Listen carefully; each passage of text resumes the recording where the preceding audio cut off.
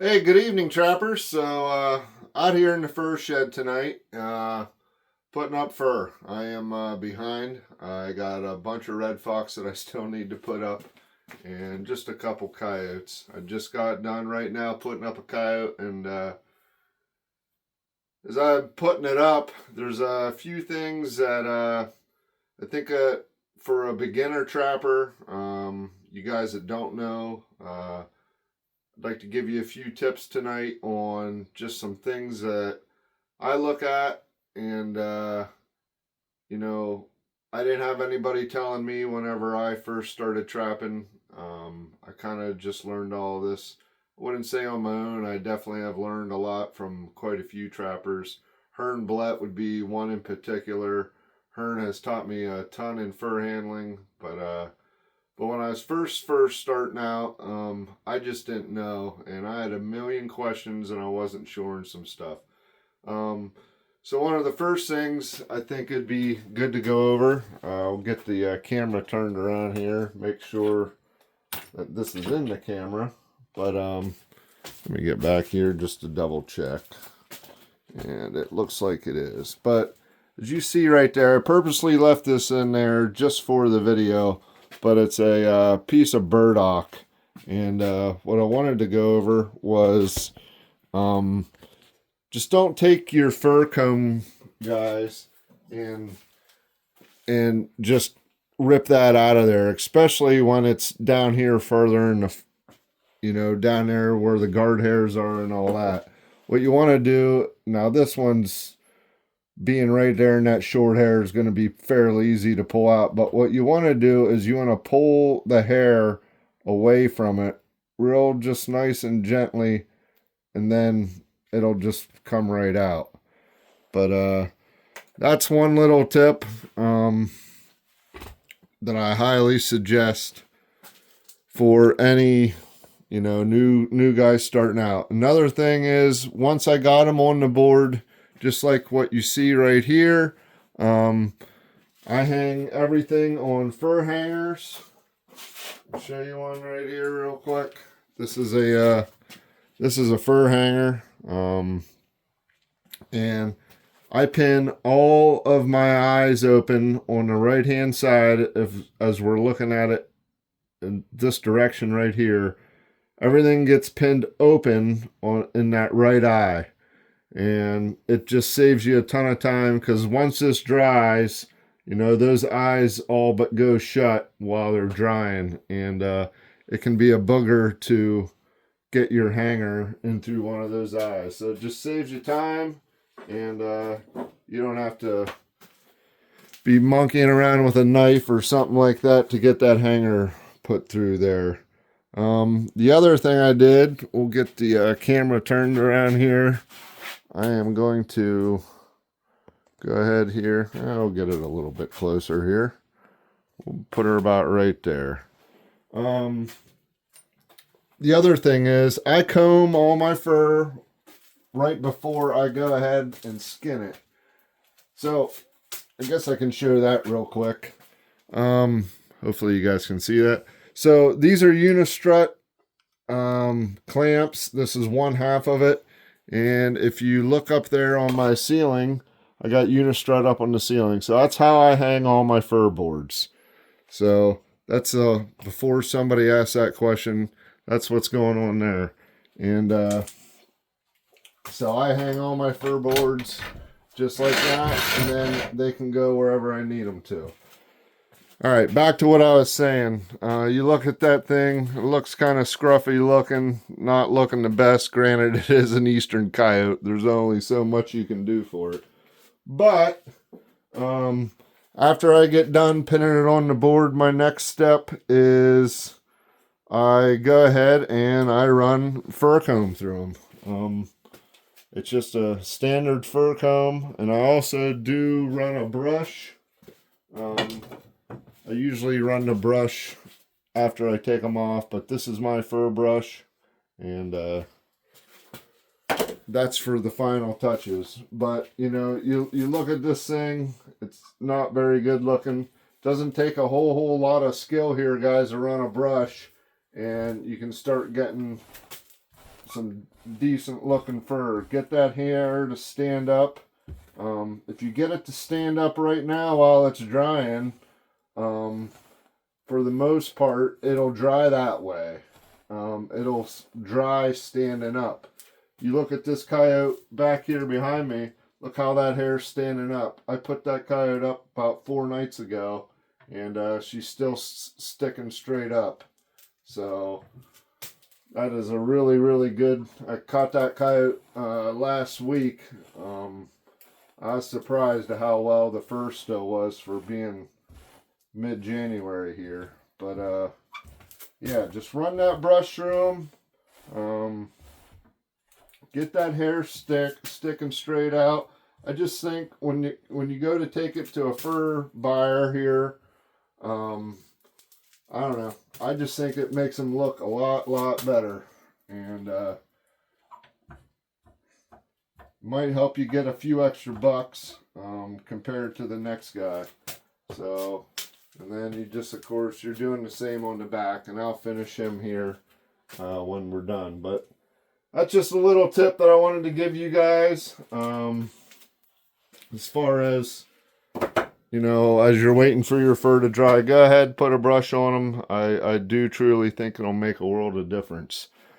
The other thing I wanted to discuss was, since we're talking a little bit about primeness there on that coyote, was this is a great example of, if I had to guess, this is super early November red fox. And looky there. You guys see what that is. I don't know where he come from, but he needs killed. Stinking ticks. Anyways, so for the most part, not too bad of a red fox. I don't know if you guys are going to be able to tell there, but not a bad looking red fox. He's, for the most part, pretty full back here in the rump, right around the tail. He ain't too bad, but just by looking up here around the shoulders, he's kind of weak. He's just not what I would consider to be fully primed. Not a bad red, like I said. But if you compare him to this red fox, and we'll give him a little shake here.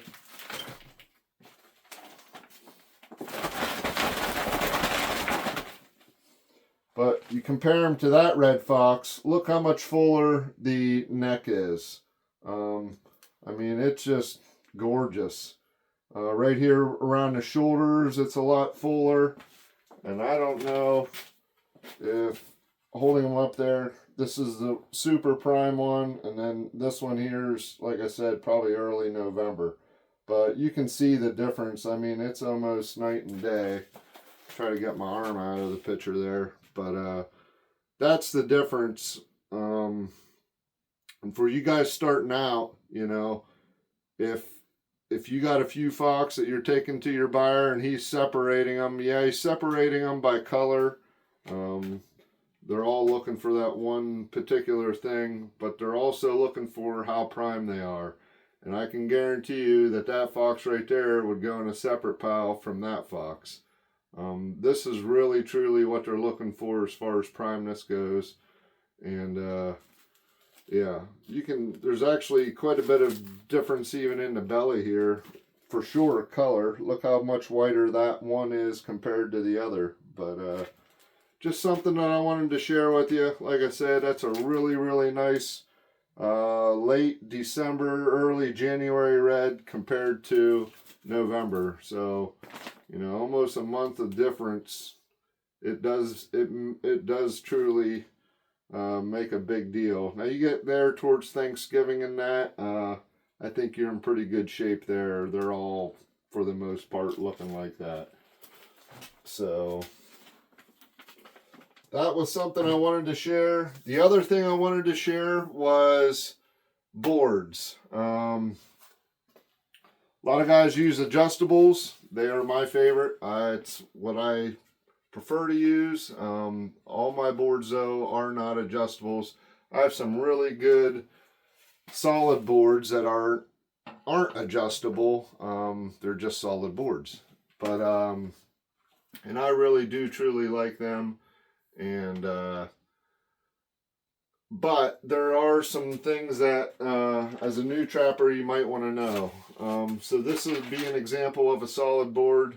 It's not one that I personally prefer, only because of how I hang my fur.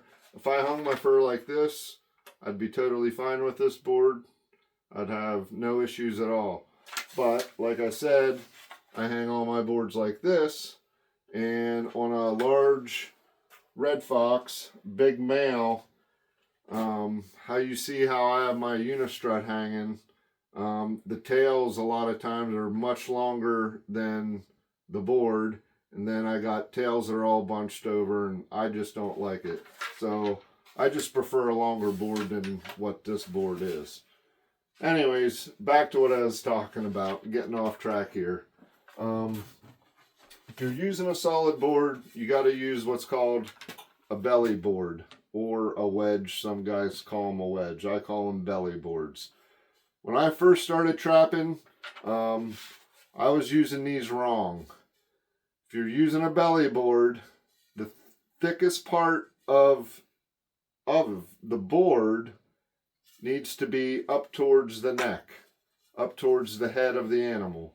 So if you run this down through their mouth opening, you know, and you're up here, that's how it needs to be inserted into the fur. Not like how I first started doing it, and I was totally doing it wrong, and I couldn't understand why I was struggling getting fur off of solid boards. You know, and I ended up ripping noses and ripping half of their head, and that's why, because I was using a belly board wrong. This is how they go. I will show you, give you a better example here. I'll just show you a red fox that's on one. So this is a solid board. These are the boards that I like. They're a lot longer, as you see. I don't have to worry about tails getting bunched up on here. But this is a fox that I just put up, I believe, last night. But anyways, you see how that wedge is, or belly board, whatever you prefer to call it. That the thickest part of the belly board is up here towards the head. I could have went a little bit longer on that and drove that home a little bit farther, but I should be good right there. But that is how they need to be inserted, and you know, that was something that like I said, when I was starting out, I did not know, and I was doing it wrong. I was doing it wrong for a few years until Hearn, I believe it was a post on, I don't know if it was on Trapper Man or what it was on, but Hearn, you know, discussed belly boards and how to do them. So just a few quick fur handling tips that I hope you guys, you know, hopefully there's somebody out there that didn't know that and now they know, and just glad to help somebody. But I believe that's really, for the most part, what I wanted to talk to about as far as tonight goes. I'm getting ready for Beaver Palooza. That should be starting up here. More than likely, it'll probably be with the weather that we're having. It is super cold here in central PA. And it doesn't look like it's going to warm up for any time here in the near future. So Beaver Palooza, like always, will probably be here coming up in March, probably more towards the end of March than anything. But really looking forward to that. I got to start looking at my 330s, making sure they got tags on them, and all my cables are good. I got mid swivels in my cables, and then checking all my foot traps, as far as, like, same deal, tags, making sure paying tension's good, and we're just ready to go. But I'm really looking forward to that, and getting this fur done. I need to quit procrastinating and just get her done. So, all right, guys. Well, hopefully this video helps somebody. And if there's anything you guys want to see in the fur shed, I'm more than willing to share how I do it and what works best for me. So just leave some comments there in the comment section, and we'll try to get a video up for you guys. All right, we'll see you down the line, trappers.